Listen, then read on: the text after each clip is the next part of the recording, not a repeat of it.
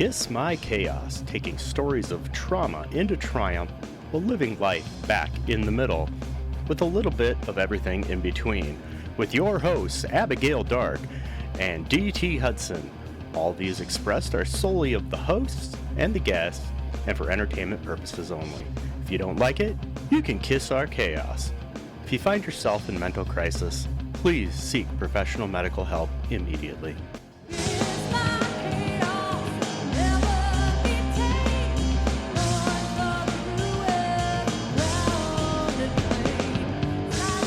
Hey everybody, it's DT Hudson with the one, the only Scream Queen of Halloween, Miss Abigail Dark. Welcome to Kiss My Chaos. Hey Abby, how was your 4th of July? It was good. We went with the family and hung out. We took it off, didn't we? We did. That's okay. It's okay to do that. It is okay to do that for sure. We're doing something a little bit different, a little payback for me. We had to talk about me the first episode, and I think it's only fair because I know Abby well enough. I think we can both agree, and you can correct me if I'm wrong, that if you're going to lead, you best do it by example. And sharing a little bit of our lives or maybe experiences, maybe you can take something away from that, but then you get to know us a little bit better too. So it'll be enlightening because I don't know everything, and I don't know if anybody will know everything, and I don't know if you know everything, but... I don't know if I know everything. Sometimes things come back to me and I'm like, oh yeah. Isn't that crazy? And I have to tell you, just trying not to die. That's the shirt she's wearing.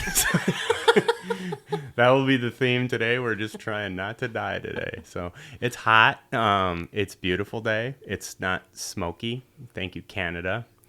Right. Yeah, it's like Willie Nelson sitting across from you blowing smoke right in your face. It's not that kind of smoke. Yeah, not really. No, I in preparation for today, I was going through a lot of my, I'm just trying to get notes because I wanted to have a timeline because I didn't want to tell it in crazy amounts. And I started thinking, I have never told this from start to finish. I think a lot of my friends know bits and pieces of my stuff, but I've never fully gone through and told the entire story. So I think it'll be interesting.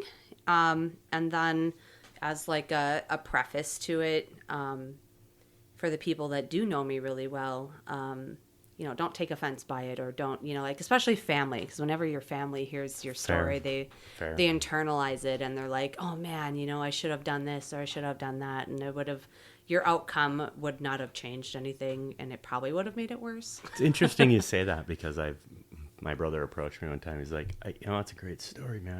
I feel bad. I'm like, don't feel bad. It's a story of victory, and we know what we know in hindsight, and to armchair quarterback does nobody any good. You're living in the past, so. Oh, absolutely. So I guess to get into it, where to start? So I grew up in a small town, Minnesota.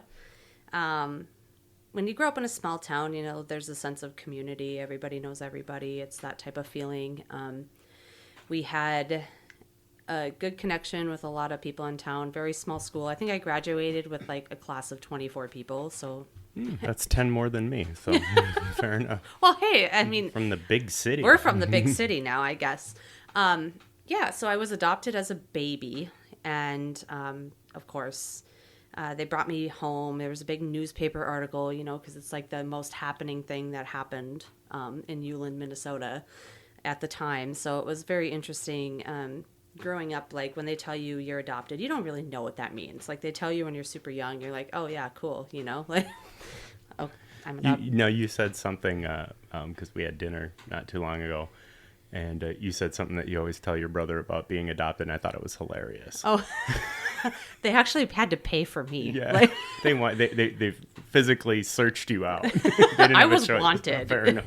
You were a mistake. I was wanted. That was always a fight when we were younger, because he was just my brother and I get along pretty well now, but he was pretty evil, as evil brothers are, when you grow up and they tease you and their friends tease you. And it's hilarious to me. But, so now I just have to get my digs in where I can. No offense, Abby's brother. Yeah. Love you, Gabe. So in our small town, we lived in this old, like, beautiful Victorian historical home, which, if you understand my type of aesthetic and what I love, it's not surprising that I love that type of feeling because it makes me feel like home. But also, everyone knows my extreme love of Halloween. It stems from, I think, from that old Victorian house. There's just something about walking outside, smelling the crisp air, and knowing, like, as a kid, you're going to go door to door and get candy and treats. And this is back in the day when you got, like, the good shit. I'm talking, Yeah. like, homemade popcorn balls from old ladies. And, like, Like the full-size candy bar, not these minis. we were the house to hit because my dad owned the local grocery store. Fair. And so, Here's your turkey. yeah. Well, I'm sure the kids would have been disappointed with turkey, but we had full-size candy bars that we gave out every Halloween. And so we were very popular in that, right? Sure. But I was also grounded a lot. No, I- not you. Because I was naughty. You know, I'd buy eggs from the store, my dad's grocery store. Like, I thought I was going to get away with it. Like, why are you leaving with eggs? Like, Dad told me to pick up eggs, and their workers are like, okay, whatever. And then they'd tell on me, and then I'd be grounded. So I did spend a lot of my Halloweens actually handing out candy, which now looking back at it was kind of cool because we would decorate the foyer and we'd have cobwebs and we'd put stuff out in the yard, which a lot of people didn't do back then, and that was a thing. And I think you know, if anybody is to blame for my Halloween habit, it's probably my dad. Well, that's always fair, too. I mean, I think you should grasp onto something like that, and you clearly have. And, you know, it becomes part of your identity, so that's cool. It's part of your growing up, and it's stuck with you. I love that. Well, some people could call it an identity. My husband calls it hoarding, but Addiction. addiction, hoarding. maybe? I don't know. Yeah, but, you know, it's what you do with it. I mean, for those of you who don't know, it's a community thing at Halloween around here, around your home. I mean, and I got to be a little itty bitty part of it last year, and it's like, well, that's cool, and it's educational. It gets into films and things like that, and little stories of how films were made in years. I think it's awesome. Yeah, we go all out for sure. We do huge Halloween displays, and I try to make it about the kids because I think if I think about like the time of where I felt the most innocent in life and where I felt before things turned was Halloween time. Like, right. I think that's why I gravitate towards it so much. And I want to give that to other kids, you know? Even if it's crappy at home, you can go out for one night and be something else and get rewarded for it. I think that's literally cool. Be somebody else. You're dressing up as somebody else. Absolutely. So you're growing up in Ulen, graduating with 10 more people than me, the class of 24. Yep. What were you into? Oh, man, I was a music kid. I really enjoyed theater. I think one of my biggest mentors growing up was Barry Hoagland. He was just amazing to me, kind of took me under his wing. So in like band and choir, Monica Winter was a huge part of how she shaped me in my musical career. She kind of grounded me, which was really good. She taught me, you know, how to control my vocals, how to do everything that I did. I think even at a very young age, I was an achiever, you know, so sure. Everything I did, I tried to do to my best of my ability, if not better. I always wanted to be first, so I'd get superiors in singing competitions. I played piano and I played saxophone. I was in ballet, tap, jazz, dance, basketball, volleyball, you know, in everything. Sure. So I just really wanted to impress, I guess. I don't know where it ever came from or why there was a reason why I wanted to be better at everything. But I thought if I'm going to do this, I'm going to do this right. And I'm going to do it, you know, to the best. But there was a time where a lot of that kind of changed. I just got burnt out. You know, it was when I was starting to become a teenager and like things kind of took a turn and twisted. I think the one time was we were like my first brush basically with alcohol. We were at a party and a bunch of older people there, and I had an incident when I was super young, like my first brush with booze, and going road tripping on a gravel road, and some things happened that I was not expecting to happen as a young 13-year-old girl. And you just don't know what to do with that, because in a small town, things kind of got around that, that stuff had happened in a different way, and you get labeled in a certain way, from that. And so I was kind of like, well, here we are, screw it, I'm this label now, so whatever. So I think in my head, looking back at it, I model myself and have always modeled myself around the people that I'm with. Like, I want them to think that I'm like, yeah, like she's cool or whatever. And when you're a young teenager being shaped by that and then having, a traumatic experience, then things just kind of go downhill from there. So we had after that, we had a community center, and we'd go there and we'd play pool and hang out with friends and stuff. It was like huge for Euland to get this, because there was like an area where everybody could go as kids and like hang out and stuff. They'd have like pizza and pop. And pop is soda, for those of you who don't know. Little northern term there. Didn't mean to interrupt. Soda pop. Yes. So they'd have a lot of that stuff there. And we'd have guys that just randomly one night, these guys popped in and they went to go use the bathroom. And I was like, oh, I think that guy's kind of cute. So, you put your butt out when you're shooting pool and like you do the dumb things that you do as a young teenager. And interesting enough, they asked if I wanted to come along, and I'm like, sure, because I'm just like that. I'm just adventurous. And I'm like, why not? He's cute. Little did I know that decision that I made would pretty much shape the rest of my life. It was, now that I think about it, if I had said, no, I'm good, like, what would my life have turned out like? You just don't know, like, your decisions. You can't look back on it and think, well, what would I have done differently? Because I probably would have done the same thing. But after I got in there, I started dating this guy, and the same guy. This same guy. Okay. Yep. And when you're with someone like that, just to preface, he was great at first.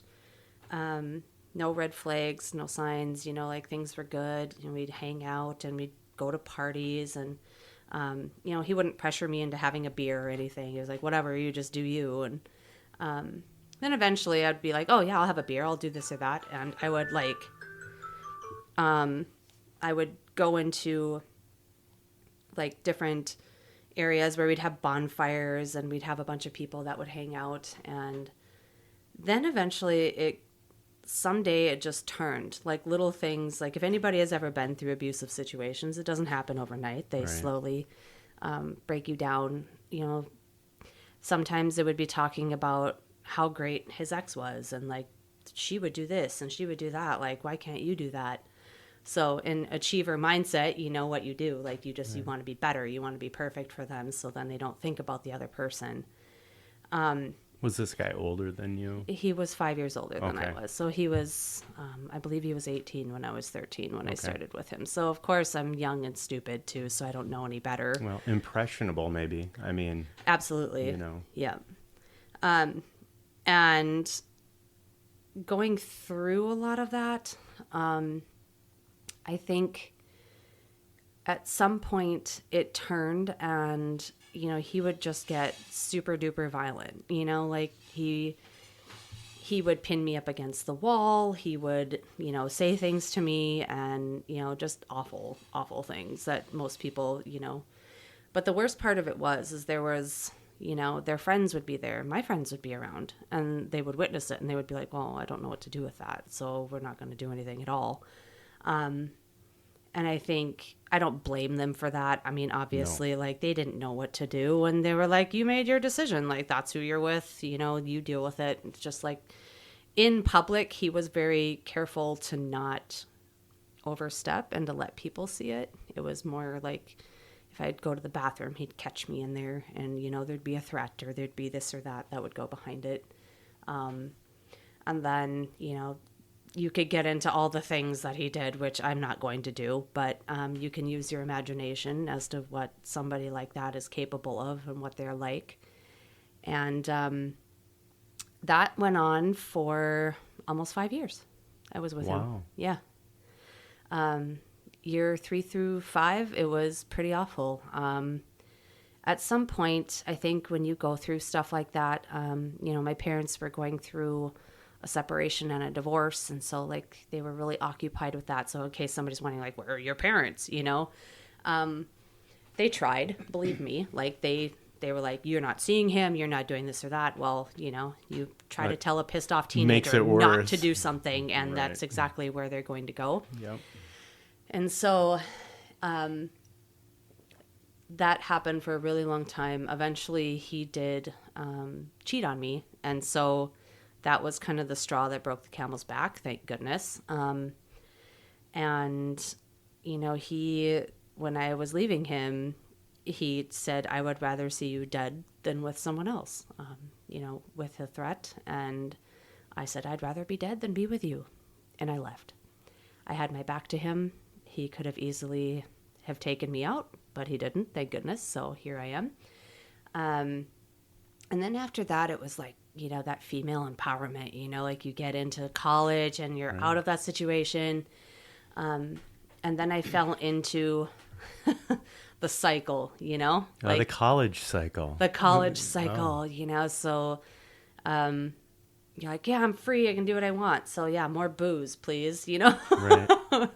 So, I went to school for like 4 or 5 years. I just didn't know what I wanted to do with it. I didn't know what I wanted to be or what I wanted to do. So then I took that with a grain of salt. But I did end up with another guy that was also very toxic. Not as terrible as the first. It was probably a vast improvement, but still not a great improvement. Right. And he was very emotionally abusive. Never physically, just very like narcissistic and... so, in true fashion, I am not a quitter. So Don't be a quitter. That one was a few years also. But getting out of that one, it kind of changed things. I had to kind of bring myself to terms with, hey, if we don't want to go down that road again, let's not do that. Right. But fast forwarding, I met my husband, Andy, and he's just been great. He's been a godsend. One of my best buddies. Yeah, That's for sure. We all have our issues in marriage and things like that. But the first thing that he had to deal with me was I had not ever really dealt with my trauma from when I was young. Mm-hmm.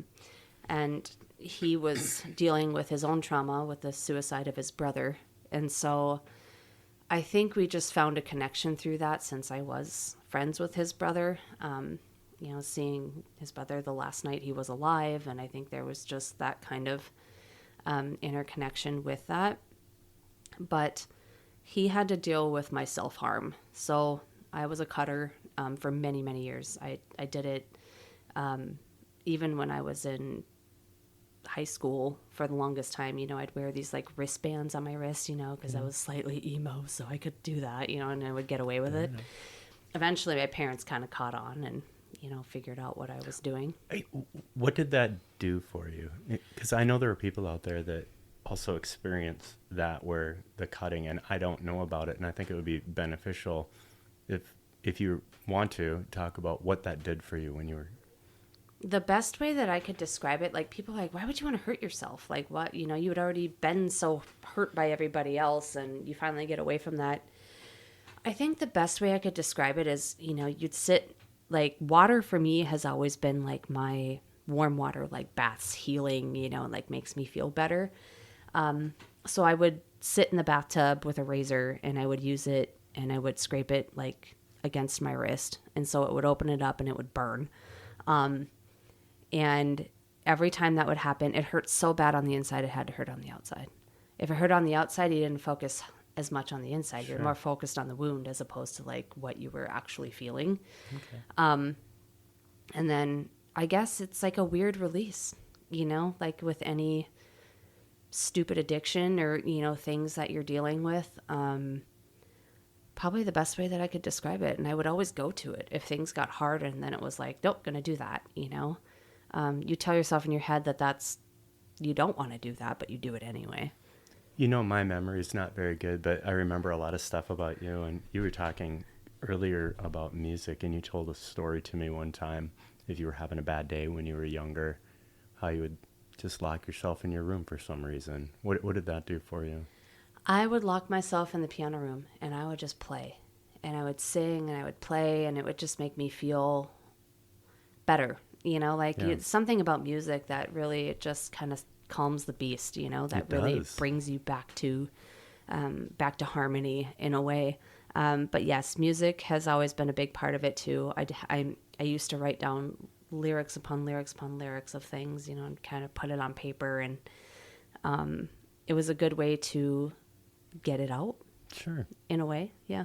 Still is, isn't it? It is, yeah. I still do it once in a while, right. So that definitely helps. And but yeah, overall, we use music. Andy and I played in a band for a long time. We met a lot of great people through that. And kind of fast forwarding into more recent events, I guess I could say, after we rolled into COVID, you get bored and you start looking at things and then you remember, oh yeah, I'm adopted. Okay. Well, people did Ancestry, so then that stuff I talked to a friend about Ancestry and, so then of course it comes up on your social feeds all the time. So you're always thinking about it and like, oh, should I do that? I don't know. But when you're adopted, you have no idea what rabbit hole you're going to open up. Oh, no kidding. Even if you're not adopted, you have no idea. Well, that's true, too. At least I was semi-prepared for it. Well, it takes a amount of courage to do it because you may not want to know or you may do want to know, and you're in a little different situation there. Oh. It was very interesting. I did end up finding out after I did it, it matched me, in which I found my sister. I knew that I had a sister out there that was 4 years older than me because I was told by my parents of that. I was originally told I had all this different ancestry, like Indian ancestry and all this stuff, which no, I'm Eastern European. So, that surprises me. Completely what? Nope, none of that. No. So, well. But I did end up through my sister, and we kind of I just messaged her through Facebook because I kind of did some detective work, and I showed her the picture of me in this one dress that she remembered, and I had the little teddy bear that was given to me when I was given up. That's crazy. And she was like, oh my God, it's you. She's like, I have been looking for you forever. Oh my God.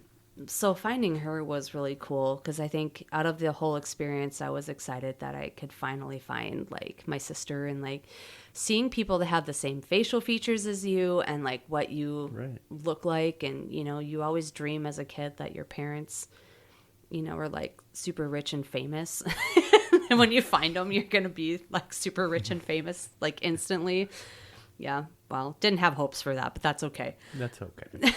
It's all right. I think one in a million. Literally sharing the same DNA with someone. I mean, and how recent was this? Was this? I think it was about 4.5 years ago. Wow. Something like that. Yeah. So, once I did find them, it kind of brought all of that crazy trauma back. I was doing really well after we had Xander, and we, husband and I were doing great. And then the COVID thing happened, and I had stopped cutting well before that, so well before we had Xander, so which was good. I think it's been almost 10 years since the last time I did it, so that was a good feat to overcome. Yeah, really. And then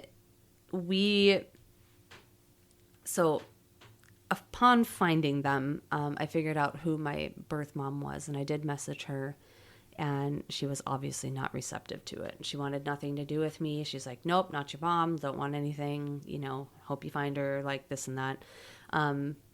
But the odd thing is my biological dad was actually back together with my mom. Yeah, really? They were a thing back when I was born, and then they broke up, and then they had gotten back together the year before.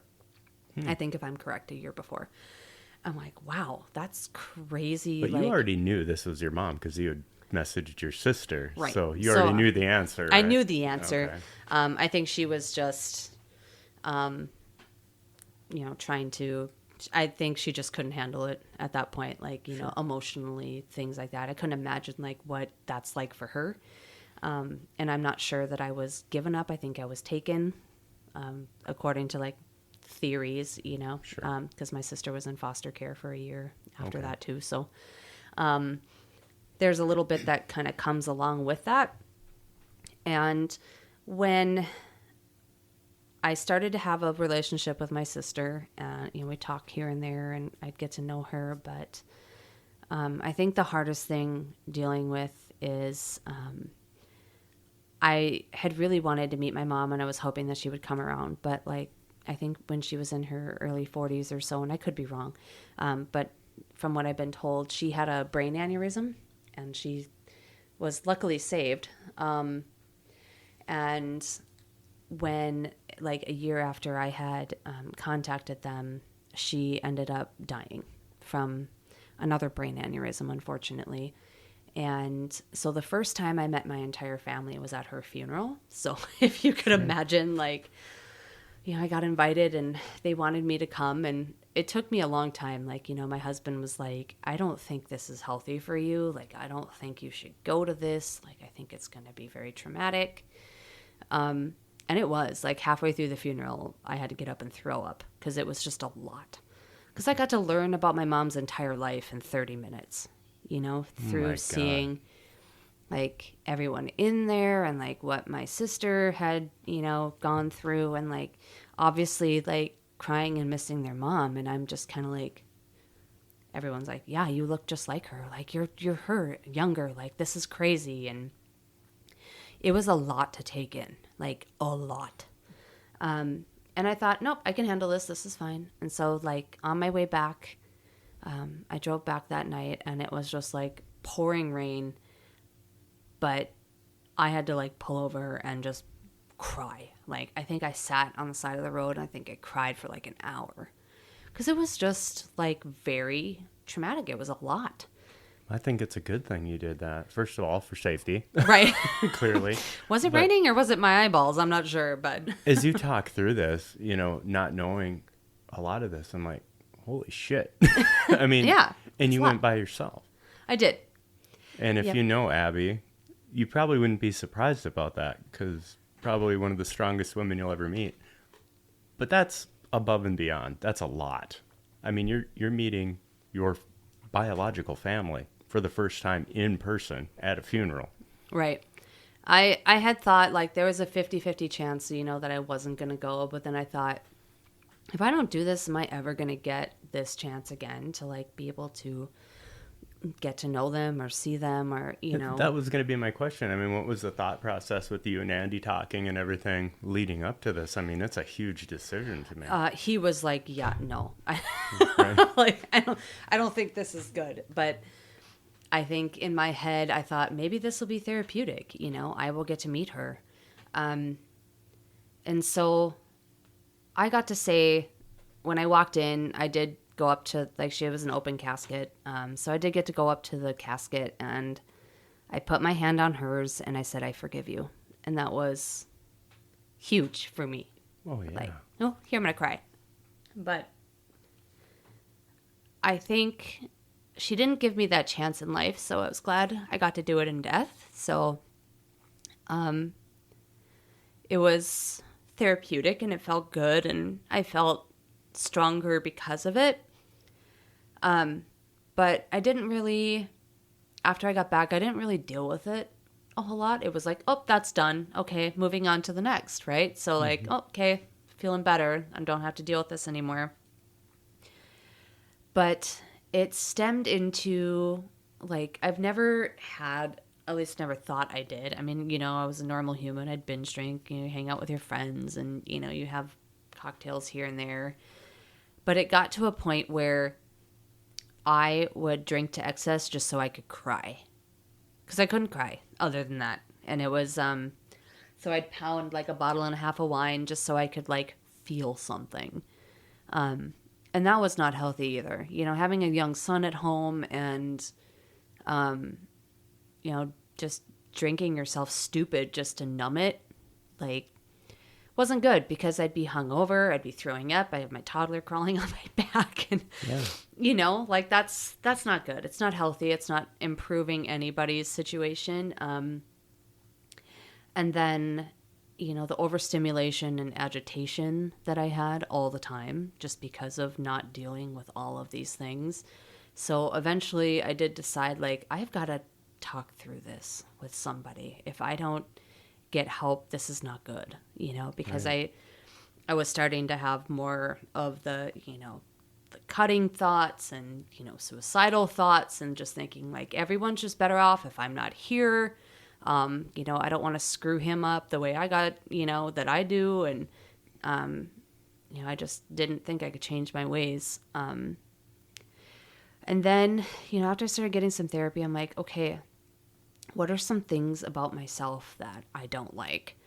And so I started kind of going through the list of like, I don't like feeling weak and worthless. And, you know, I on top of all the drinking and everything, I would like drown my sorrows in food. You know, like food was a sense of like relief too. So then I was eating a lot, not taking care of myself in general. I just had given up.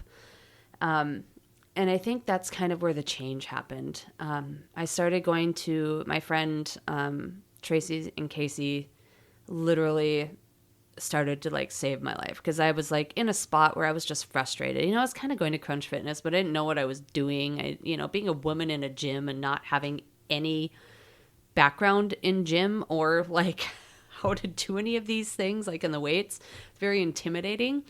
And then you've got like trainer gym bros that want you to just, you know, when they do offer to help and you get a session, they show you what they think some young, you know, whatever girl should be lifting. And so I was frustrated with that because I'm like, well, that's not doing anything. I don't want to walk on a treadmill or, you know, an elliptical. I wanted something different.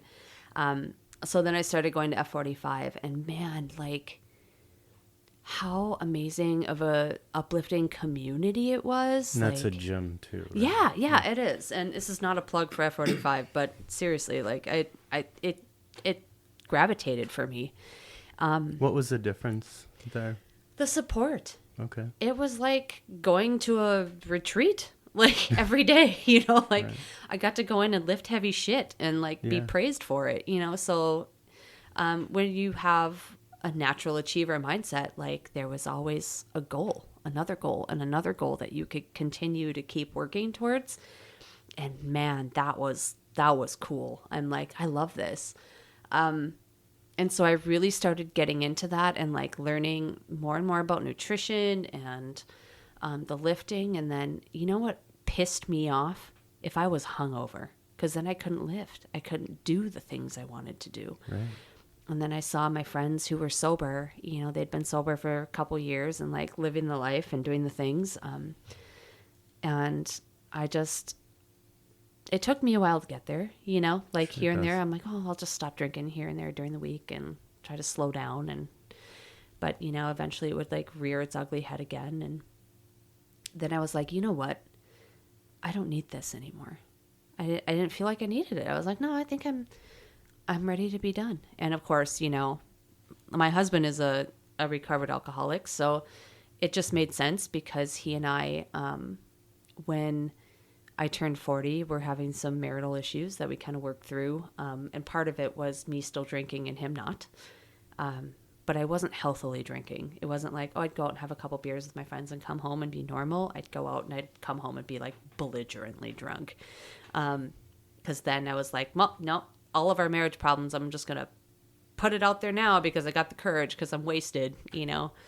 And so I made the decision to stop. And I said, okay, I'm not going to drink anymore. And that was hard. I'm sure it was hard. Because right after that, like our work got us a trip to Mexico. And so it was like a manager drunk free for all. Oh, I'm sure. Like being recently sober, it was like, oh man, how do you manage life being sober now? So like that was a whole thing. Life is funny that way, how it'll challenge you right away after you make a bold decision like that. I mean, that's pretty extreme, but yeah, I totally get that. And making that decision, I hope as people listen to Abby's story, one word sticks out to me every time. It's courage. She's made, in my opinion, she's sitting at the opposite end of this table and can't reach me. So it's courageous. You've made courageous decision after courageous decision over and over. And every one of those courageous decisions has been positive. I'd like to think so. I feel like the stopping drinking, and I've had people reach out to me, which if you know me and you're struggling with any of that, whether you feel you have an addiction or not, even if it's like a binge drinking thing and you just, anything in life, reach out to me, because like it's a different world. Like when all of your friends drink, or, you know, like you surround yourself with like people, like if they can't support you in your sobriety, they're not your friends. Like, I agree. And get a new circle. In the music world that you and I kind of grew up in, it was huge. I mean, the drinking and amongst other things we won't discuss, but the drinking was a big thing. And the ironic thing, what I'm finding now is when we still play music, 95% of these people are now sober. Yeah. They really are. Well, because we pretty much drank ourselves to death and brought ourselves back to life. Exactly. And call that luck, but it's a conscious choice. And I tell you what, the music has gotten better. And we had a conversation about your music writing when I first met you. And you're like, that's when I would write my music. That's when I'd write my music. And I can't imagine. It's hard. It's like a shift, right? And I'm like, no, I'm going to do it sober. You know, because when you're under the influence of something, just like having an argument with a spouse or something, the emotions are really easy to pour out. Yeah, it makes me think of like when I first started doing it, it made me think of Metallica. You know, like they were shit-faced writing like Ride the Lightning. Yeah. And then they wrote Load sober, you know? Yeah. And we all know what fantastic that album is. I'm not commenting. Sorry, Lars. Sorry, James. If Sorry, you're listening Kurt. to this Metallica, it's the truth. I'll put that. I'll stand by it. I'm sorry if you like that album, but I did not. It wasn't my favorite of that. It isn't. No, but they did it. They did it. Yeah. So every single day is a conscious decision to say, and it, you know, it's even harder when I don't think you're an alcoholic. Like, I never considered myself an alcoholic. Maybe I was, because I was using it as a crutch. But I never relied on it. I never craved it. I mean, if you told me to go 3 weeks without it, I'd do it with no problem. No withdrawals, no issues. And completely functional. Oh, yeah. Like, I never missed work because of it, or had, you know, all the issues. So I think navigating the new world, you know, with my company and galas and things like that, you know, it was never like, hey, you know, congratulations, you did this, or, you know, it was a decision for a better me, because it wasn't furthering my health or my journey in any way. And I wanted to model to my son, with having so much alcoholism that has run in our family, you know, because I think my dad struggles with it, my biological dad, I should say. And I know that it runs in my veins. You know, I'm a very addictive personality, as we've heard. You know, like, I don't do anything small. So she does not do anything small. So I do everything. Just gonna have to trust us on over the top, you know. So I wanted to make sure that my son was going to grow up in a healthy environment, and that he was going to see behavior that was positive. Would I tell him not to drink when he's older? That's his decision. He can decide, but just so he knows, he is prone to alcoholism just because of our genes and like where we come from. But I think being in that realm and in that space, that achiever mindset, after F45, I started lifting more, and I started to just find happiness in it. And I found that I was able to channel all of that negative energy into that. God help my family if I have to miss leg day. I mean, it's... because, I mean, most people are like, why do you want to go to the gym? But I don't know. I think there's a lot of people out there probably shaking their head up and down saying, yep, I get that. I think so. I think get there is that. a whole community about that. And I'm finding more and more that like recovered addicts really gravitate towards that because there's a serotonin or there's like a high that comes with it, you know, with your mental health that you get from lifting. And it's a goal to work towards. So that achiever mindset of like, hey, and it's something that takes forever because, you know, body dysmorphia is really a thing. So you're constantly trying to achieve that next thing. So, Can I back up just a little bit? Yeah. Okay. There's something unique that happened that you found out at your biological mom's funeral and your sister. You three had something very unique in common. oh yeah, like that was weird. Who knew? So my mom and my sister are Halloween addicts like me. I'm not talking a little, I'm talking a lot. My sister in Preston, Minnesota runs a very large Halloween haunt. So go figure. Like I'm like the weird, you know, Halloween queen of Fargo, putting on tons of events, decorating to the nines, holding, you know, contests for the entire city and completely obsessed with Halloween. And like she is just as much, if not maybe more. I don't know, Julie. We'll have to battle that one out. But We could have an online battle. But to know that like that was their bonding thing throughout their entire life, like they always had Halloween parties and they would dress up and get together and like do that. It was weird to hear that. Like completely, if anybody's into psychology, if you know anything about nature versus nurture, like when I was a psych major in college, so it fascinated me that we all shared that. It's fascinating to me. I mean, it's more than DNA at that point. It's personality and preference and choice. So I wanted people to hear that because I don't have an explanation for that, and No. I think it's pretty amazing. There is no explanation for it. Like, how do you? I mean, I've always been that way, and then she's the exact same way. I mean, she's pretty good with her gore and like her. I try to keep mine a little more kid friendly, you know, because it's out. They don't have to pay to come see mine. Right. Well, that's fair.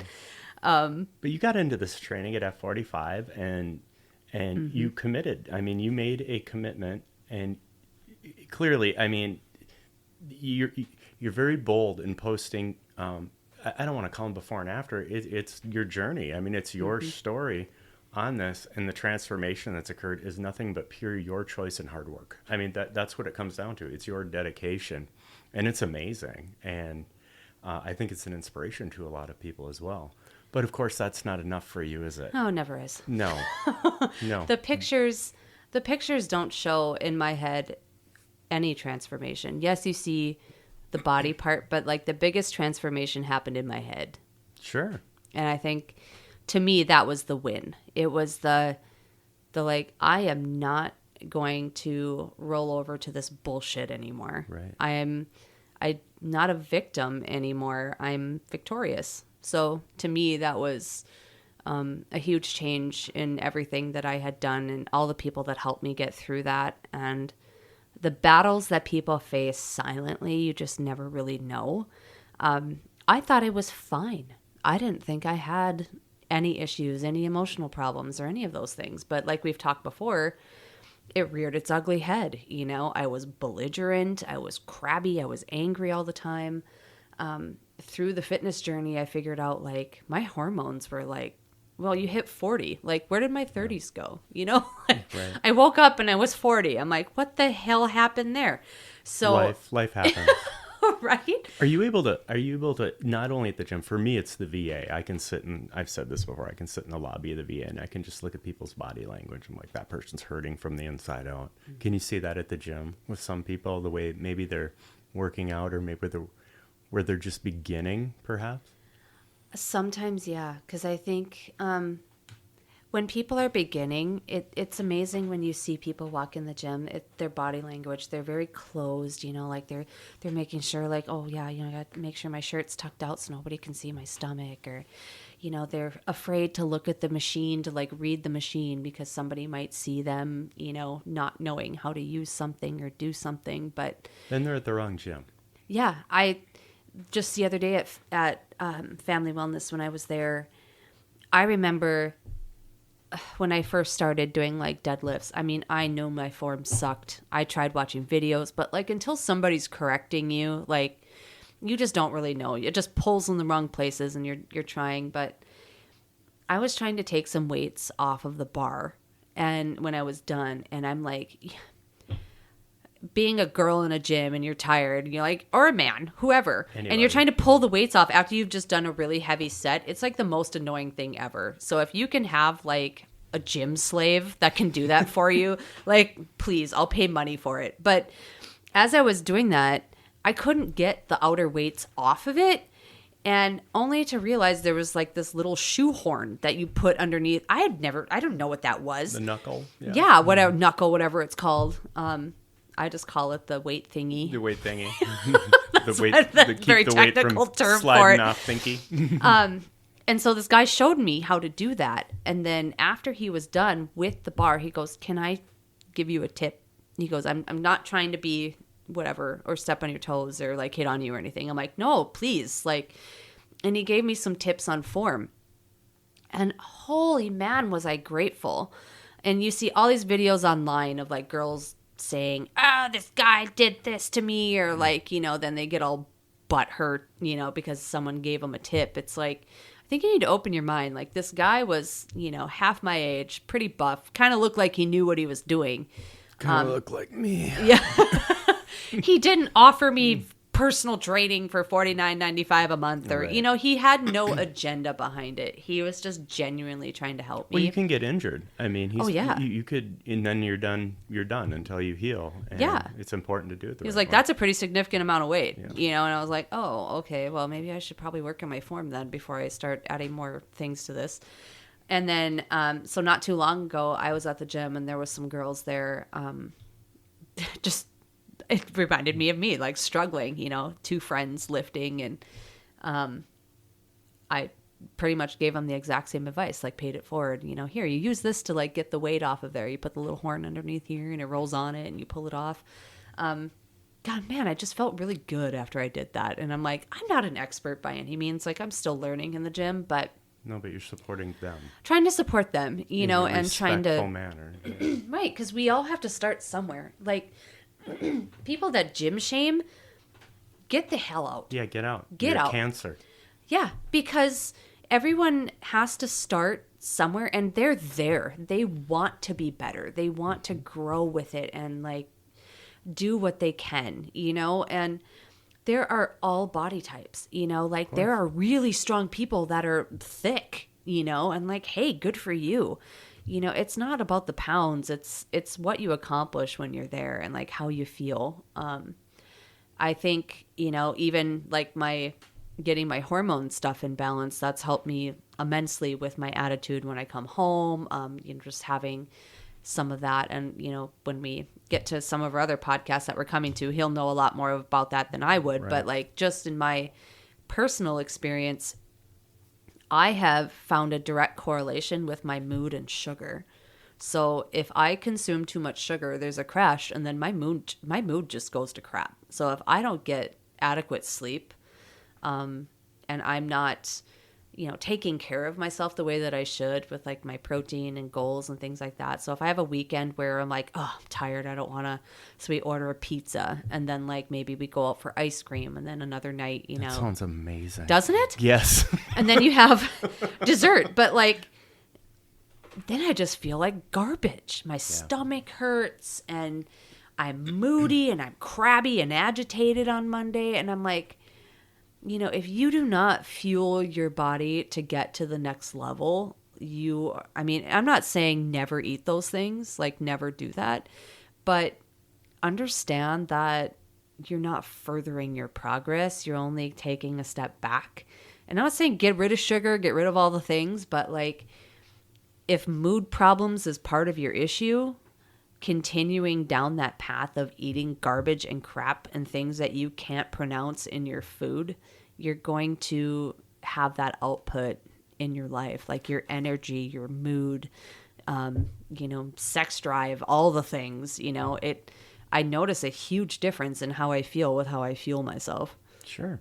You know, it's interesting you bring that up because just last night, one of our future podcast guests that you were alluding to, is training for a 100-mile race. That's amazing. It's not. It's psychotic, but no, it's also very much amazing. But if anybody I'll never do it. But if anybody can do it, he can. And I was asking him a million questions. Well, he trains around the lakes area, and we were sitting at a place we call the Office. Also, not a plug for a bar, but the Hub 41.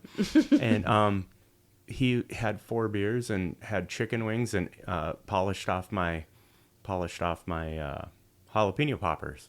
And he doesn't have an ounce of body fat on him. And he's very public about what he does. But his whole notion is you can still do this, but this is the cost and this is what you have to do. You can't cut everything out of your life or you're typically destined to fail. You have to have balance. It's all about balance. And like, if you want to look, like, you have to have realistic goals for one. Okay, if you want to have pizza and beer, you're never going to look like a bodybuilder all the time. You know, like as a woman in her 40s, you know, new to nutrition and all of those things, you have to understand, like, it's a once in a while thing. You know, you can still do it, but he also, like, looks amazing because he runs like 25 miles a day. He does, but it's also a big thing for him is the nutrition. It's like you can do this and this and this, and I can't wait to have him because he's going to go through his journey of when he was in college and when he made his decision to do what he's going to do for a living and why.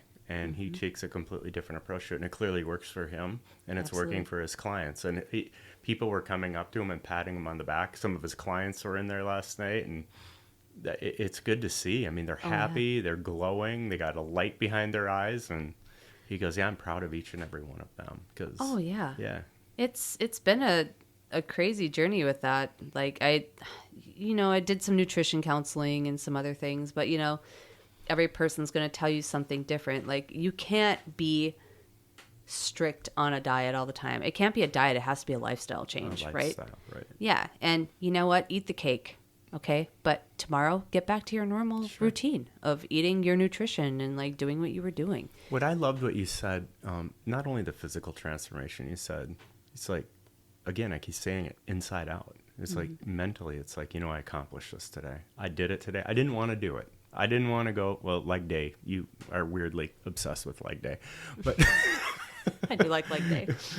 Not many people do, I'm going to say. But either way, you know, you've found your niche. And even if it's one of those days where maybe you don't want to ride your bike 10 miles or 20 miles, and you go do it. It's like, I did it. I did that today. That's mental toughness, and that takes a lot of work.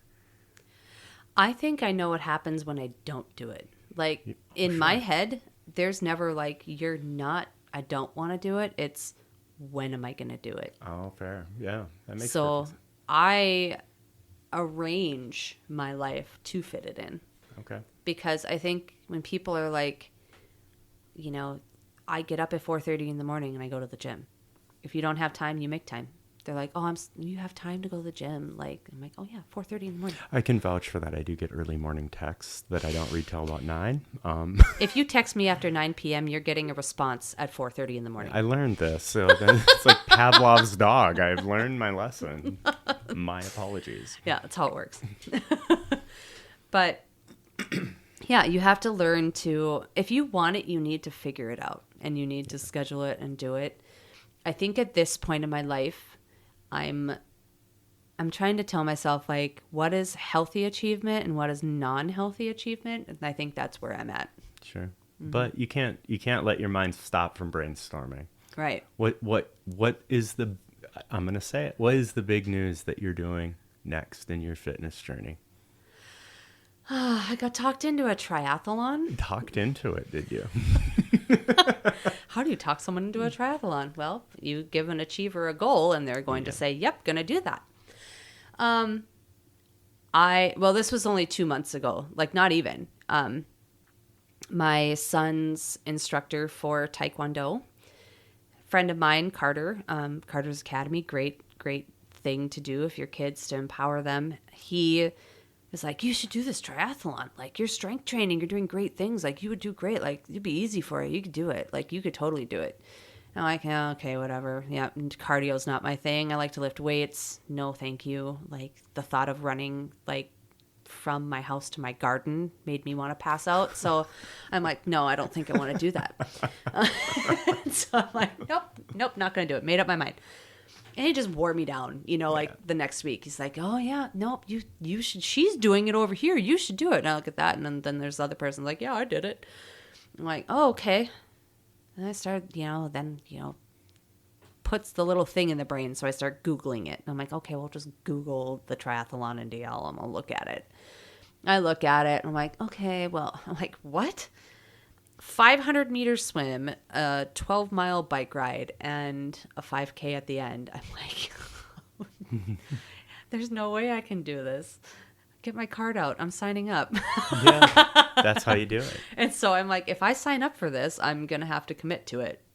And so I don't see anywhere where it said it's a race. It's a triathlon. Well, there are people that win. Yeah. Okay. And I'm not going to win. I think, aren't you though? I mean, if you do what you can do, even if you have to walk for a while and you finish, that's a win. Well, to me, if I finish and I don't, need a defibrillator or any of those things. I promise you, I have an AED. I'll take the pontoon and I'll be right alongside you. Perfect. So when I did this, I thought, okay, I signed up for it. Now what? So I started little by little, Thursday nights, they signed me up. I had people reach out to me and give me tips and pointers of things that I could do. So there's this like triathlon club in Fargo. So I joined that.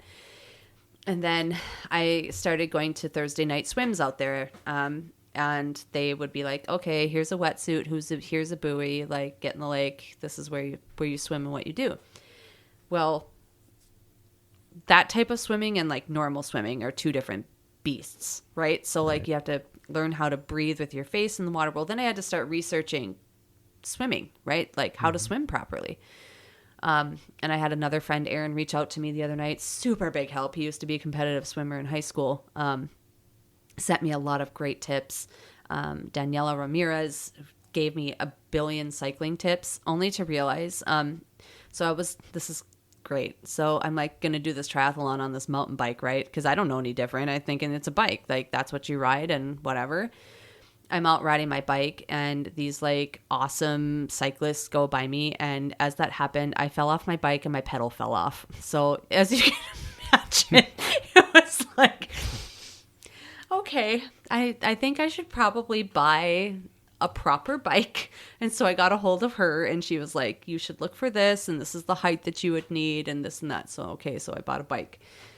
Well, only to realize like now you need a triathlon suit. Like you need something to wear for it, preferably something with like lighter butt pads. So like when you're riding the bike, it's not as terrible, but it's something you have to wear when you go into the lake.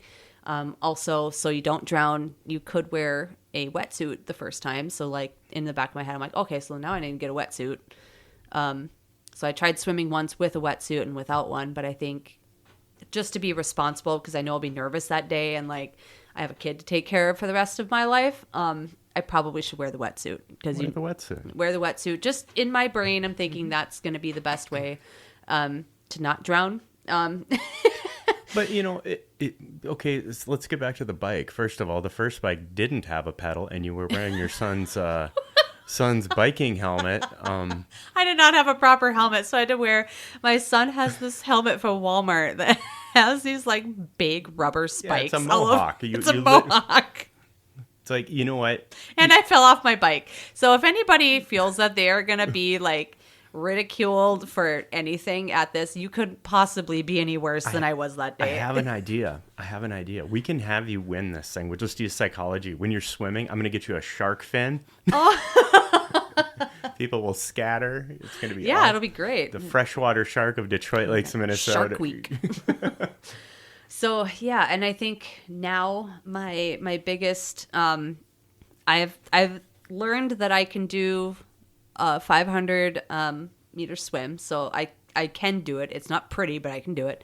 But I've never done all three in conjunction yet. Mm-hmm. And the triathlon is August 16th. So I do have still just a tiny bit amount of time to prepare. I wish I had known about it the year before. Like Sure. I would have loved to have had a lot more time to prepare for it. But I have done 10 to 12 miles on the bike. So I think my next Achilles heel is the running. So, Sure. I'm not a runner either. oh, I hate it. If I'm running, you best follow me because there's something chasing me Yeah. usually. So Maybe I need someone to run behind me with a chainsaw. I'm well, not sure. There you go. That can be arranged. But like, yeah, I've been getting this like plantar fasciitis stuff in my heel. So I've Yeah. had to figure out how to deal with that. And then I do 1 lap run and 1 lap walk Yeah. right now. And And there's that's no very way good. I'll run that whole 5K. I know I'll be dead by then. I'll probably be so tired. But I think like mental mindset, if I have to crawl across that finish line, I will. I think that's the important part. Yeah. I will finish this race in the back of my head unless I get injured or something happens that is out of my capabilities. But in the back of my head, I just want to finish it. It's not going to be something you're going to quit just because you just don't want to do it anymore. So if there's a physical injury, and that's really a good point for anybody doing stuff because one of our future guests raised some money for our nonprofit Operation Check 6, and his goal was 24 straight hours of pull-ups. He'd take like a minute break in between, and he was about 12 hours into it, and he pulled his bicep. Oh, And so we had to shut it down. I mean, but that's being responsible. right. Because you have to. But imagine that, 24 hours of pull-ups to raise money for a nonprofit. Have you ever been to my Instagram? Yeah. I can't even do a pull-up. Wow. I have been like on this pull-up journey for like a year and a half. And like, those are, who thought they would be so hard? As a kid, you were like flinging yourself up like with your pinky. And then as an Right. adult, it's like everything goes straight to your rear end. And then you can't get it Or- up anymore. What was that? What was that insane torture device? I don't know if you had it where you grew up, but it was the pegs where you had to put the pegs in the hole and climb up. There were people that would just fly up that thing, or even climbing a rope. Well, after I got into the military, I learned how to truly climb a rope, and then I don't ever care to do that again. But Climbing wasn't the problem. Getting down when you would like burn the Oh, inner you just- parts of your thighs and like your hands, and then you'd get down, you'd have rope burn from. that was the one guarantee: you're getting down. Yeah. Getting down. You're right. I mean, you're getting down one way or the other. Either it's going to be sexy or it's not. So- Right. And Right. you will land. So At some point, yes. awesome. I think this is completely inspirational. It is for me.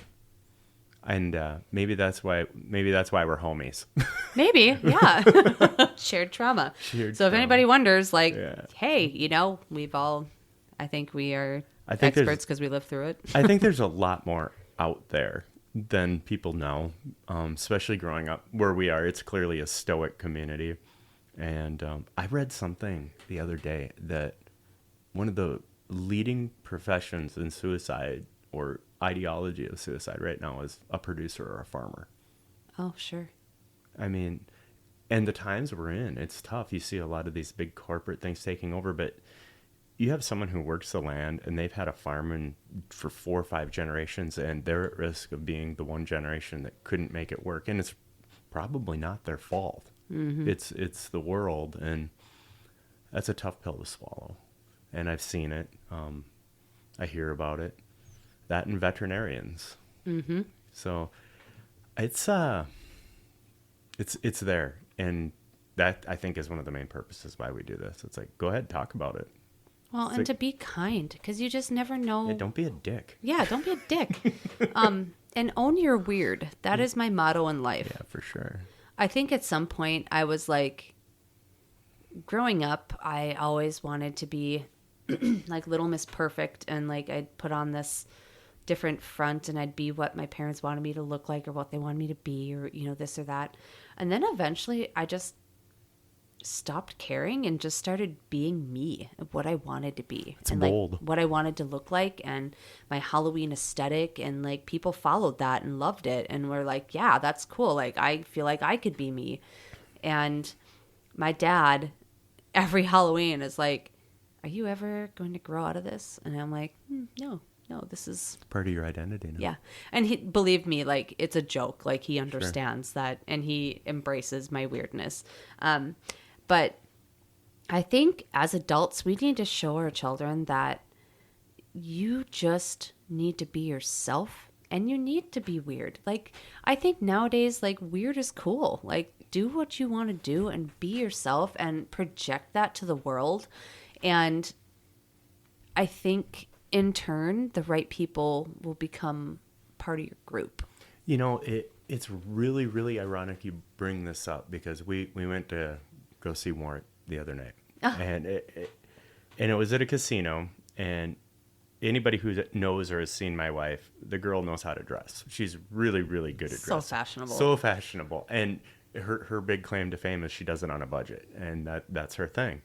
And she was rock concert dressed, jean jacket with patches, and I was playing a slot machine.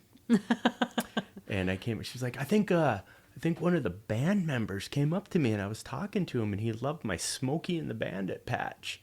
I'm like, one of the band members did not come up to you and say that. I go, it's probably somebody that works backstage, and that job's very important too, but I assure you it wasn't one of the band members. Well, lo and behold, it was the bass player. Oh. And he's like, and they were talking about her 79 Trans Am she used to have, and then we run into two of our friends that Abby and I both know. It's like, we'll introduce you to him. It was just hilarious. It's like, well, go figure. And then I come to find out the guy played in like Rat for a while, and he's like this amazing bass player. It was a great show. But that's my wife, you know, and she puts her clothes together, and she has a friend that puts her clothes together, and they stand out, but they don't do it for other people. Right. They do it for themselves, and that is bold, and that's courageous, and it should be honored. Own your, if you want to call it weird, own your identity. Yeah. I don't have much. I wear the same thing every day, but you have an identity. I do have an identity. I don't wear my earrings anymore, but yeah, like get the tattoo. Your parents are already disappointed, so that's I am the middle child, so it didn't surprise them. I actually wrote a song about that called Cover Your Scars with Ink, and I had scars on my arms from many years of battling many things, and I just covered them up. It's like I'd rather look at the art than the scar. And same here. Yeah. I have it on mine. You can still see little remnants of it, but you know, like, I think the fact that all of that stuff is in the past and you're moving forward, and that's huge. So that is huge. It's the flipping past. It's gone. Yep. We learn from it. You've got your choice. Call it a crossroads, call it 4 points. You've got your choice. Am I going to let that define me the rest of my life, especially when I have a kid? Because they're going to see it. Kids are resilient for one thing, but they're also very smart. Your child's very smart. They see and hear everything, whether they respond to it or not, and they start to behave that way. And I think as a parent, mine's older now, so he's going to be having to take care of me, but sooner than later. The only reason to reproduce. Yeah, yes, right. No. But you know, you have to not only set that example, you have to live the life. You really do. And that, what I said in the beginning, it's like leading by example. And you, ma'am, and you're humble, you lead by example. You do it. You do it every day. I try. I'm not, just like in everything in life, like I'm not perfect. Just because I work out all the time my body's not perfect. You know, like I think we just have to have a realistic outlook on life. You know, I want to teach them that like life isn't perfect. It never will be. No. And when I was going through all the traumatic stuff, it's not like I sat around and thought about it. You know, like I didn't sit and like dwell on it and like be like, oh, this happened to me. It just, your body stores it and it internalizes. You don't have to sit and think about it. It becomes a part of you if you don't deal with it. There's a lot of shit that goes on because, you know, your body goes into the survival mode. It doesn't like to get rid of cortisol. It's in the survival mode 24 hours a day. And man, I got fat. I mean, I did. And it didn't matter what I did. I mean, we got it figured out, but that you can't stop trying. You know, you got to, again, get it into a balance, into a battery. I was told to meditate and like write down, you know, my therapist was like, okay, sit down with a journal and just write your thoughts and like just sit there and be quiet and just write your thoughts. So I tried that. And then now I'm painting my living room. She is painting her living room. I will also vouch that. I'm like, oh, you really are painting your living room. So I'm not really good at that yet. I have to move to the center, and there's different swipes of colors on the wall. So, yeah, writing down my thoughts. I'm getting better at like sitting still and like writing down my thoughts. I'm not there yet. You sent me something today. When did you write that? Oh, yeah, I wrote some lyrics. Believe it or not, I was listening to Spotify and I was walking and running. And in between when I was walking, I was writing lyrics and then I'd do my run lap and then I'd write the lyrics. Oh, that's cool. I'm multitasker. I can't. Yeah, you are. My brain gets bored. It has to like She's the Energizer Bunny. You can't get her down. If you take the battery out, she operates on one. So Yeah, sometimes. like the little Chucky doll, you take the power source away, and it's still working and moving around. So Yeah. My husband has the week off, and he specifically wouldn't tell me that he did. I had to like drag it out of him because he told me he was going to plan this week's dinners, and I was like, no way, this man is doing that without having the week off. And I'm like, well, are you off this week? He's like, yeah. And I'm like, oh, I'm off tomorrow on Tuesday. He's like, oh, really? I'm like, yeah. And he's like, you have that look in your eye.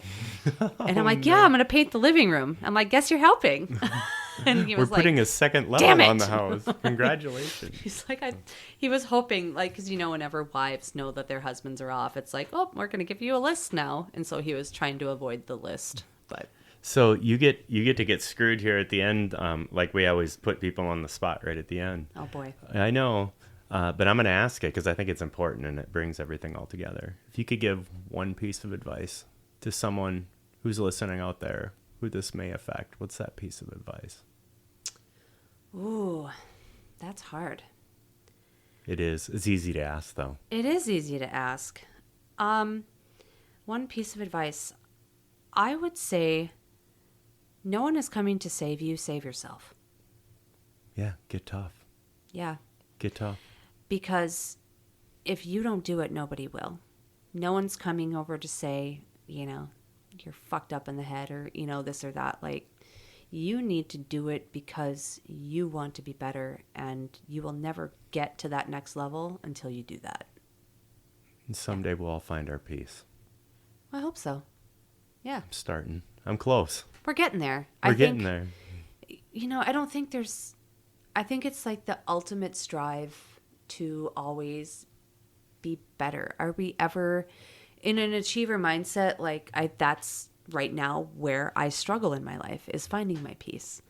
You know, so like in the morning, drinking my coffee with the sun on my face, even if it's for like 2 minutes and it's quiet and I can just kind of have that. But at some point we need to slow down and live our lives and realize that you're in it right now, and to enjoy it while we're here, because tomorrow's never promised. I think we just have to live our day the best we can. Amen to that. Tomorrow is never promised. What did we miss? Did we miss something? I don't think so. I think that's my crazy existence in a nutshell. I love it, man. That's why I love this girl. She's honest. She's bold. She sets an example, and people do look up to her, and she'll never admit one bit because she's way too humble, and that's okay. That's what makes it even better. And you're appreciated and you're loved by many, many people. There's no doubt about it. There's no doubt about it.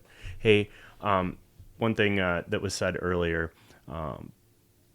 in a couple of Abby's relationships, she talked about some physical things, and then she talked about some mental things. Abuse is abuse, ladies and gentlemen. If you are experiencing any of those things going on in your life, reach out to somebody, a family member.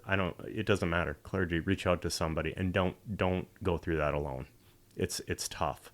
And the more people you can have in your army fighting that, I have zero tolerance for it. I watch these TikTok videos where they're doing these experiments where some dude's pushing a girl and they just want to see who's doing.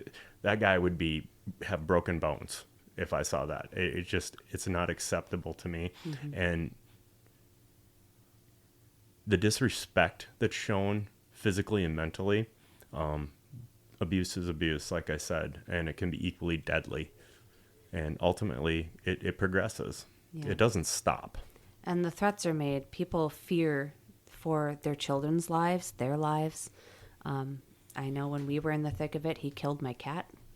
So they will do things to put the fear in you. But remember, they are weak. They're weak because they're making you to try to be less than them. When you were describing that, I'm just going to say it. The first thing I thought of was like, that guy's a pussy. Absolutely. He's a pussy. Yeah. And they are. They use this fear mongering because they have mommy issues or whatever it is. It doesn't matter.